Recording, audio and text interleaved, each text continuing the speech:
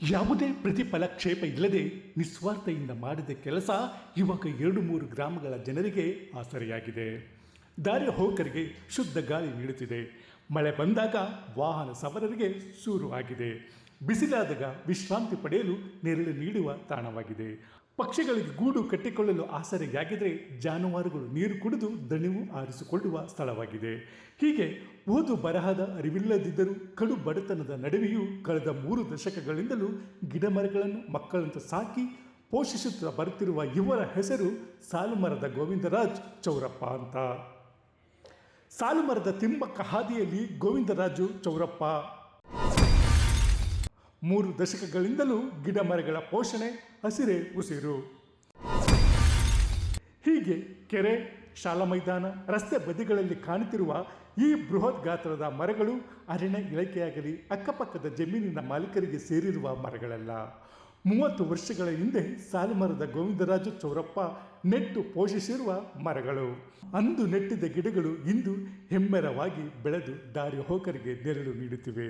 ಅಷ್ಟಕ್ಕೂ ಸಾಲುಮರದ ಗೋವಿಂದರಾಜು ಚೌರಪ್ಪ ಯಾರು? ಇವರ ಹೆಸರಿನ ಮುಂದೆ ಸಾಲುಮರ ಅಂತ ಯಾಕೆ ಬಂತು? ಇದನ್ನೇ ನಿಮಗೆ ಎಳೆಯಾಗಿ ಹೇಳ್ತೀವಿ ನೋಡಿ. ಕಡು ಬಡತನ ನಡುವೆಯೂ ಪರಿಸರ ಬಗ್ಗೆ ಅಪಾರ ಕಾಳಜಿ. ಓದು ಬರಹ ಗೊತ್ತಿಲ್ಲದಿದ್ದರೂ ಗಿಡ ಮರಗಳ ಬಗ್ಗೆ ವಿಶೇಷ ಪ್ರೀತಿ. ಇವರ ಹೆಸರು ಗೋವಿಂದರಾಜು ಚೌರಪ್ಪ ಅಂತ. ಮೂಲತಃ ಹಾಸನ ಜಿಲ್ಲೆಯವರಾದ ಇವರು ಹೆಚಡಿಕೋಟೆ ತಾಲೂಕಿನ ನಾಗನಹಳ್ಳಿ ಗ್ರಾಮದಲ್ಲಿ ವಾಸವಾಗಿದ್ದಾರೆ. ರಾಜಪ್ಪ ತಿಮ್ಮಮ್ಮ ದಂಪತಿಯ ಪುತ್ರನಾದ ಗೋವಿಂದರಾಜ್ ಚೌರಪ್ಪ ಅವರಿಗೆ ಓದು ಬರಹ ಗೊತ್ತಿಲ್ಲ. ಕಡು ಬಡತನ ಹಿನ್ನೆಲೆ ಶಾಲಾ ಮೆಟ್ಟಿಲು ತುಳಿಯಲಿಲ್ಲ. ಮನೆಯಲ್ಲೇ ಕಿತ್ತು ತಿನ್ನುವ ಬಡತನವಿದ್ದರೂ ಪರಿಸರ ಬಗ್ಗೆ ಅಪಾರ ಕಾಳಜಿ. ಅಲ್ಪ ಸ್ವಲ್ಪ ಜಮೀನಿನ ಜೊತೆಗೆ ಫ್ಲೋರ್ ಮಿಲ್ ನಡೆಸುತ್ತಿದ್ದ ಇವರಿಗೆ 5 ಮಕ್ಕಳು. ಜಮೀನಿನ ದುಡಿಮೆ ಜೊತೆಗೆ ಸಂಸಾರದ ನಿರ್ವಹಣೆಗಾಗಿ ಕೂಲಿ ಕೆಲಸ ಮಾಡುತ್ತಿದ್ದರು. ಹೀಗೆ ಕೂಲಿ ಕೆಲಸಕ್ಕೆ ಹೊರಗೆ ಹೋಗುತ್ತಿದ್ದ ಇವರು ಸುಮ್ಮನೆ ಮನೆಗೆ ವಾಪಸ್ಸಾಗುತ್ತಿರಲಿಲ್ಲ. ರಸ್ತೆ ಬದಿಯಲ್ಲಿ ಗಿಡಗಳನ್ನು ನೆಟ್ಟು ಬರುತ್ತಿದ್ದರು. ರಸ್ತೆಯ ಇಕ್ಕೆಲುಗಳಲ್ಲಿ, ಶಾಲಾ ಕಾಂಪೌಂಡ್ ಸುತ್ತ, ಸ್ಮಶಾನ ಜಾಗದಲ್ಲಿ ಗಿಡಗಳನ್ನು ನೆಟ್ಟು ವಾಪಸ್ಸಾಗುತ್ತಿದ್ದರು. ಗಿಡ ನೆಡುವುದಷ್ಟೇ ಅಲ್ಲ, ಅವುಗಳನ್ನು ಮಕ್ಕಳಂತೆ ಪೋಷಣೆ ಮಾಡುತ್ತಿದ್ದರು. ಬೇಸಿಗೆ ಕಾಲದಲ್ಲಿ ಕೆರೆ ಕಟ್ಟೆಗಳಿಂದ ನೀರು ತಂದು ಗಿಡಗಳಿಗೆ ಉಣಿಸುತ್ತಿದ್ದರು. ದನ ಕರುಗಳು, ಕುರಿ ಮೇಕೆಗಳಿಂದ ಕಾಪಾಡಲು ಗಿಡಗಳ ಸುತ್ತ ಬೇಲಿ ಹಾಕುತ್ತಿದ್ದರು. ಅರಣ್ಯ ಇಲಾಖೆಯಿಂದ ಕೊಡಮಾಡುವ ಸಾಗುವಾನಿ, ನೇರಳೆ, ಹಲಸು, ಮಾವು, ರಂಜ, ಪುನರ್ಪುಳಿ, ರಾಂಪತ್ರೆ, ಬಾದಾಮಿ, ಬೆತ್ತ, ಬೇವು, ತೇಗ, ವನ್ನೆ, ರಕ್ತಚಂದನ, ಸಿಲ್ವರ್, ಮಹಾಗನಿ ಸೇರಿದಂತೆ ವಿವಿಧ ಜಾತಿಯ ಸುಮಾರು 1000ಕ್ಕೂ ಹೆಚ್ಚು ಗಿಡಗಳನ್ನು ನೆಟ್ಟು ಪೋಷಿಸುತ್ತಾ ಬರ್ತಿದ್ದಾರೆ. ನಾಗನಹಳ್ಳಿ ಕೆರೆ ಬದಿ, ಸೆಕ್ರೆಡ್ ಆರ್ಟ್ ಶಾಲೆ ಮೈದಾನ, ಈರಳ್ಳಿ ಏಕಾಲಿನ ಜೀವರಕ್ಕೆ ಹೋಗುವ ರಸ್ತೆ ಬದಿ ಹಾಗೂ ಕೆಲ ಸ್ಮಶಾನ ಜಾಗಗಳಲ್ಲಿ ನೆಟ್ಟಿದ್ದ ಗಿಡಗಳು ಇಂದು ಎಮ್ಮರವಾಗಿ ಬೆಳೆದು ನಿಂತಿವೆ. ನಮ್ಮ ನಾಗನಹಳ್ಳಿ ಗ್ರಾಮ ಪಂಚಾಯತ್ ವ್ಯಾಪ್ತಿಯ ನಾಗನಹಳ್ಳಿ ಗ್ರಾಮದಲ್ಲಿ ಹಳ್ಳಿಯಲ್ಲೊಬ್ಬ ಪರಿಸರ ಪ್ರೇಮಿ ಎಂಬಂತೆ ನಮ್ಮ ತಂದೆಯವರು ಗೋವಿಂದರಾಜ್ ಚೌರಪ್ಪ ಅಂತ. ಅವರು ಸತತ 30-35 ವರ್ಷಗಳಿಂದ ನಾಗನಹಳ್ಳಿಲಿ ಕೆರೆಗಳ ಪಕ್ಕದಲ್ಲಿ, ಸ್ಮಶಾನ ಜಾಗದಲ್ಲಿ, ಆಮೇಲೆ ರೋಡಿನ ಎಡಬಲ ಬಲಬಲ ಹೀಗೆ ಅನೇಕ ಕಡೆ ಸುಮಾರು 500ಕ್ಕೂ ಹೆಚ್ಚು ಸಸ್ಯಗಳನ್ನು ನೆಟ್ಟು ಅವರೇ ನೀರು ಹಾಕಿಸಿ ಬೇಲಿ ಕಟ್ಟಿ ಈ ಥರ ಸೇವೆ ಮಾಡ್ಕೊಂಡು ಬರ್ತಾ ಇದ್ದಾರೆ. ಅದರಲ್ಲೂ ನಾಗನಹಳ್ಳಿ ಕೆರೆ ರಸ್ತೆಯಲ್ಲಿ ಹಾದು ಹೋಗುವಾಗ ರಸ್ತೆ ಬದಿ ಬೃಹತ್ಕಾರವಾಗಿ ಬೆಳೆದು ನಿಂತಿರುವ ಮರಗಳು ಇವರ ಪರಿಸರ ಕಾಳಜಿಗೆ ಸಾಕ್ಷಿಯಾಗಿವೆ. ಕೆರೆ ಬಳಿ ಹೋಗುವಾಗ ಮೈಸೋಕುವ ತಂಗಾಳಿ ಚಿಕ್ಕಮಗಳೂರನ್ನು ನೆನಪಿಸುತ್ತೆ.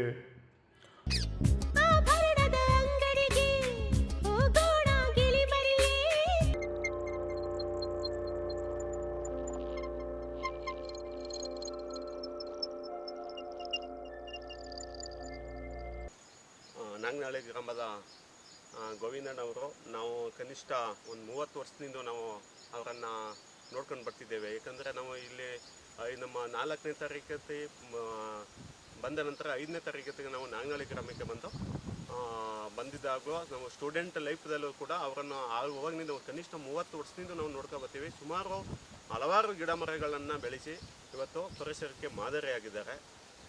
ನಾವು 5ರಿಂದ SLC ಗಂಟ ನಾವು ಇಲ್ಲೇ ಗ್ರಾಮದಲ್ಲಿ, ಈ ನಾಗನಹಳ್ಳಿ ಗ್ರಾಮದಲ್ಲಿ ಓದ್ತಿದ್ದೋ. ಮತ್ತು ಅಲ್ಲಿ ನಾಗನಹಳ್ಳಿ ಕೆರೆ ಮತ್ತು ನಾಗನಹಳ್ಳಿ ಮತ್ತು ಈರಳ್ಳಿ ಏಕಲನ ಗ್ರಾಮದಲ್ಲಿ ಹೋಗತಕ್ಕಂಥ ರಸ್ತೆಗಳ 2 ಬದಿಗಳಲ್ಲಿ ಹಲವಾರು ಗಿಡ ಮರಗಳು, ಮತ್ತು ನಾಗನಹಳ್ಳಿ ಚರ್ಚಿನ ಹತ್ರ ಹಲವಾರು ಗಿಡ ಮರಗಳು, ಮತ್ತು ಗ್ರೌಂಡಲ್ಲೂ ಗಿಡಗಳನ್ನು ತುಂಬ ಗಿಡಗಳನ್ನು ಬೆಳೆಸಿದ್ದಾರೆ ಗೋವಿಂದಣ್ಣವರು. ವಯಸ್ಸು 75, ಕಡಿಮೆಯಾಗದ ಪರಿಸರ ಕಾಳಜಿ. ಈಗಲೂ ಗಿಡ ಮರಗಳಿಗೆ ಕಸಿ ಮಾಡಿ ರಕ್ಷಣೆ. ಸದ್ಯಗ ಇವರ ವಯಸ್ಸು ಅಂದಾಜು 75 ಇರಬಹುದು. ಆದರೂ ಕಿಂಚಿತ್ತು ಕೂಡ ಪರಿಸರ ಕಾಳಜಿ ಕಡಿಮೆಯಾಗಿಲ್ಲ.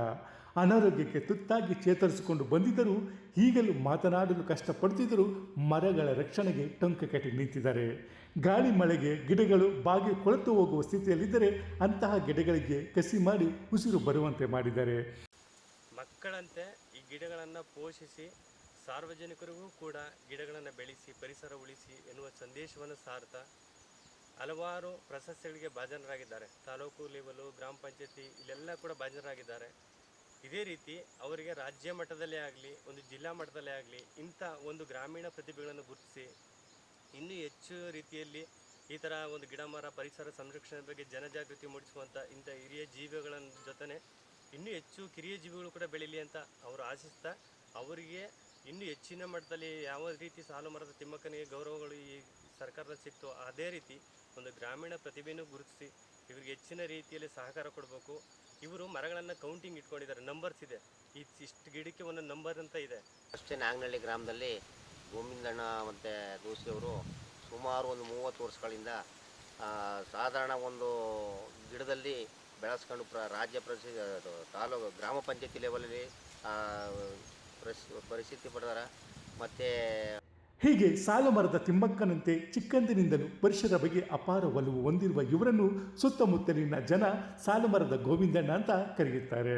ಪರಿಸರ ರಕ್ಷಣೆಗೆ ಇವರ ಶ್ರಮ ನೋಡಿ ಸ್ಥಳೀಯ ಸಂಘ ಸಂಸ್ಥೆಗಳು, ತಾಲೂಕು ಮಂಡಳಿ ಗುರುತಿಸಿ ಸನ್ಮಾನಿಸಿದೆ. ಆದರೆ ಇವರ ಸೇವೆಗೆ ರಾಜ್ಯ ಮಟ್ಟದಲ್ಲಿ ಸಿಗಬೇಕಾದ ಗೌರವ ಮನ್ನಣೆ ಇನ್ನೂ ಸಿಕ್ಕಿಲ್ಲ. ಇದು ಸ್ಥಳೀಯ ಮುಖಂಡರ ಬೇಸರಕ್ಕೆ ಕಾರಣವಾಗಿದೆ. ನಮ್ಮ ಈಗಾಗಲೇ ಮಾನ್ಯ ಶಾಸಕರು ಮತ್ತು HDK ತಾಲೂಕು ಆಡಳಿತ ಮಂಡಳಿಯಿಂದ ಹಲವಾರು ಸನ್ಮಾನಗಳನ್ನ ಮಾಡವ್ರೆ. ಅವರಿಗೆ ನಾವು ಏನು ಈ ಸಾಲು ಮರದ ತಿಮ್ಮಕ್ಕ ಅಂತ ಕರೀತಾ ಇದ್ದೀವಿ, ಇವರಿಗೆ ಸಾಲು ಮರದ ಗೋವಿಂದಣ್ಣ ಅಂತ ನಾವು ಇವ್ರನ್ನ ಕರಿಬೋದು. ಹಂಗಾಗಿ ಮುಂದಿನ ದಿನದಲ್ಲಿ ಇವರಿಗೆ ಜಿಲ್ಲಾಡಳಿತ ಇವರಿಗೆ ಒಂದು ಕೊನೆಯ ದಿನಗಳನ್ನ, ಈಗಾಗಲೇ ತುಂಬ ವಯಸ್ಸಾಗಿದೆ, ಕೊನೆಯ ದಿನಗಳಾಗಿದ್ದರಿಂದ ಇವರಿಗೆ ಒಂದು ಸಕಲ ಗೌರವವನ್ನು ಜಿಲ್ಲಾಡಳಿತ ಒಂದು ಕೊಡಲಿ ಅಂತೇಳಿ ನಮ್ಮ ಹಿರಳ್ಳಿ ಗ್ರಾಮ ಪಂಚಾಯತಿಯ ಸದಸ್ಯರು, ಅಧ್ಯಕ್ಷರು ಹಾಗೂ ಎಲ್ಲ ತಂಡದವರು ಗೋವಿಂದ ಅಣ್ಣವರ ಪರವಾಗಿ ಒಂದು ಅಭಿಮಾನವನ್ನು ನಾವು ವ್ಯಕ್ತಪಡಿಸ್ತಾ ಇದ್ದೀವಿ. ದಯಮಾಡಿ ಮುಂದಿನ ದಿನದಲ್ಲಿ ಅವರಿಗೆ ಒಂದು ಜಿಲ್ಲಾ ಆಡಳಿತದಿಂದ ಅವರಿಗೆ ಒಂದು ಉತ್ತಮವಾದಂಥ ಒಂದು ಸನ್ಮಾನವನ್ನು ಮಾಡಿಕೊಡ್ಬೇಕಾಗಿ ನಾವು ನಮ್ಮ ಗ್ರಾಮ ಪಂಚಾಯತಿಯ ಪರವಾಗಿ ನಾನು ಮನವಿಯನ್ನು ಸಲ್ಲಿಸ್ತಾ ಇದ್ದೀನಿ. ಹಿರಳ್ಳಿ ಗ್ರಾಮ ಪಂಚಾಯತಿಯ ಸದಸ್ಯರು ಹಿರಳ್ಳಿ ಗ್ರಾಮದ ವಾಸವಾಗಿರುವುದು. ನಾವು ಹಿರಳ್ಳಿ ಏಕಾಲಿನಿಂದ ನಾಗನಹಳ್ಳಿಗೆ ಬರಬೇಕಾದ್ರೆ ನಮ್ಮ ಗೋವಿಂದಪ್ಪ ಅವರು ಪಟ್ಟಿರೋ ಶ್ರಮಗಳನ್ನು ನೋಡಿದ್ರೆ ನಾವು ಒಯ್ತಾ ಬತ್ತ ನೋಡಿರೋದು ಒಂದು ಮಟ್ಟ ಮುಗಿದೋದಾಗ ಬಟ್ಟೆ ಕಟ್ಟಿ ಅದನ್ನು ಗಿಡವನ್ನು ಬೆಳೆಸಿದ್ದಾರೆ. ಅವರಿಗೆ ತಾಲೂಕು ಮಟ್ಟದಲ್ಲಿ, ಜಿಲ್ಲಾ ಮಟ್ಟದಲ್ಲಿ, ನಮ್ಮ MLA ಅವರ ಸಮ್ಮುಖದಲ್ಲೆಲ್ಲ ಸನ್ಮಾನ ಸಮಾರಂಭ ಆಗದ.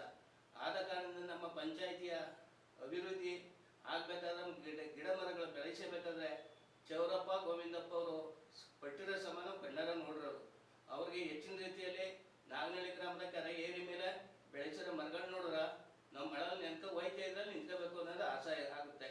ಆದ ಕಾರಣದಿಂದ ಅವ್ರಿಗೆ ಹೆಚ್ಚಿನ ರೀತಿಯಲ್ಲಿ ನಾವು ಸದಾ ವಹಿಸಿ ಅವ್ರಿಗೆ ಏನೇನು ಮಾಡಬೇಕು ಅಂತ ನಿಮ್ಮ ಕೈ ಮುಗಿದು ಕೇಳ್ಕೊತೇವೆ. ಸರ್, ಇಲ್ಲಿ ಗಿಡ ಮರಗಳನ್ನ ಬೆಳೆಸಿ 35 ವರ್ಷದಿಂದ ಸತತವಾಗಿ 35 ವರ್ಷದಿಂದ ಗೋವಿಂದರಾಜ್ ಅವರು ತುಂಬ ಜೋಪಾನವಾಗಿ ಕಾಪಾಡ್ಕೊಂಡಿದ್ದಾರೆ. ತುಂಬ ಮಳೆ ಬರೋದ್ರಿಂದ ಈ ತುಂಬ ಜನ ನಿಂತಿದ್ದು ಹೋಗ್ತಾರೆ.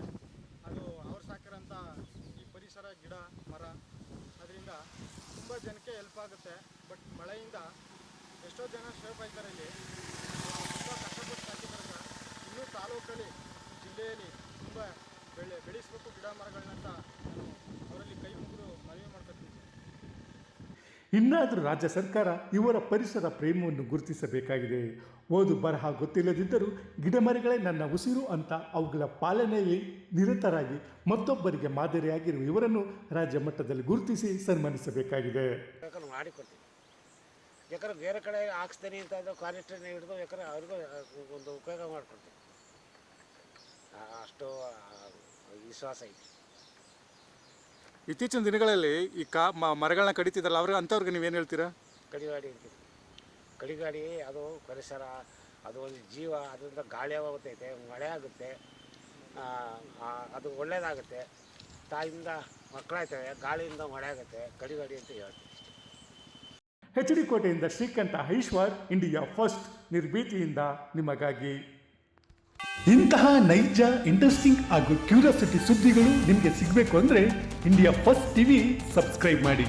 ಒಂದು ಲೈಕ್ ಕೊಟ್ಟು ವಿಡಿಯೋ ಶೇರ್ ಮಾಡುವ ಮೂಲಕ ನಮ್ಮನ್ನು ಮತ್ತಷ್ಟು ಪ್ರೋತ್ಸಾಹಿಸಿ. ಇಂಡಿಯಾ ಫಸ್ಟ್ ನಿರ್ಭೀತಿಯಿಂದ ನಿಮಗಾಗಿ.